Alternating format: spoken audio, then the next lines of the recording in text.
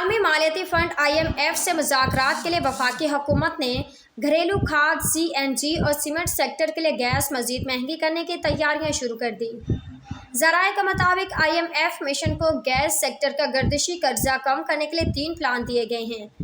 IMF کو fertiliser plants کے لیے بھی گیس نرخوں میں اضافے کی تجاویز دی گئی ہیں۔ اس کے علاوہ گیس سیکٹر کا گردشی قرضہ کم کرنے کے لیے ڈویڈنڈ اسکیم پر بھی بات کی گئی ہے۔ وصولیوں، اصلاحات اور ٹیرف سے متعلق ڈیٹا IMF کو بروقت شیئر کرنے پر بھی اتفاق کیا گیا ہے۔ ذرائع کا بتانا ہے کہ IMF مشن سے گیس سیکٹر کے لیے ٹیرف، گردشی قرض اور ریفارمز پر مذاکرات ہوں گے۔ IMF سے شیئر پلان میں اگست سے گیس نرخوں میں اضافے کی تجویز ہے۔